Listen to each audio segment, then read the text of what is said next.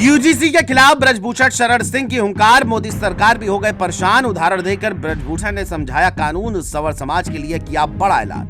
आज कई दिनों से यूजीसी पर एक विवाद हो रहा है। समाज कैसे चलता है, ये ऑफिस में बैठ करके समाज को नहीं चलाया जा सकता। कोई बच्चा किसी की जात नहीं पूछता है। तो आपसे हाथ जोड़ करके विनती है, इस मामले को वापस लीजिए। आमतौर पर ब्रजभूषण शरण सिंह जल्दी किसी मुद्दे पर बोलते नहीं, लेकिन जब वो बोलते हैं तो सियासत में भूचाल तय होता है। कुछ ऐसा ही हुआ जब यूजीसी कानून को लेकर, क्योंकि पिछले काफी समय से यूजीसी को लेकर सवाल पूछे जा रहे थे, तब ब्रजभूषण ने कहा था जो बोलूंगा पढ़कर समझकर बोलूंगा। और अब उन्होंने जिस तरीके से यूजीसी कानून पर अपनी बात रखी, बल्कि बेहद सहज तरीके से इसे समझाया भी है, जिसका वीडियो इंटरनेट पर खूब वायरल हो रहा है। सिर्फ यही नहीं, ब्रजभूषण ने इस दौरान बड़ा ऐलान भी किया, जिसने बीजेपी खेमे में हलचल पैदा कर दी है। क्योंकि ब्रजभूषण ने साफ कहा कि ये यूजीसी कानून देश और समाज को जोड़ने वाला नहीं बल्कि बांटने वाला है। और यही बात सबर समाज के दिल में सीधी उतर गई।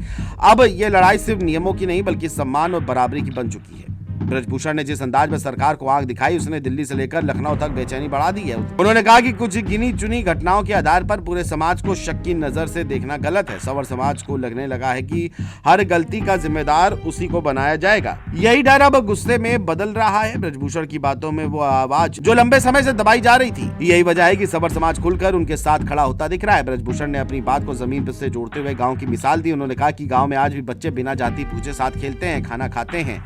ये सब किसी कानून से नहीं बल्कि सनातन परंपरा से चलता आया है। उन्होंने चेताया कि ये नियम बच्चों के मन में जाति का डर भर देगा जो पहले नहीं था, और यही डर समाज को अंदर से तोड़ देगा। सवर समाज को लग रहा है कि उससे जानबूझकर कटघरे में खड़ा किया जा रहा है, और यही भावना अब आंदोलन की शक्ल ले सकती है। सनातन परंपरा और दीनदयाल उपाध्याय की सोच का जिक्र करते हुए ब्रजभूषण ने कहा कि हमारी संस्कृति हमेशा जोड़ने की रही है, कमजोर को ऊपर उठाने की रही है, ना कि किसी एक समाज को अपराधी बनाने की।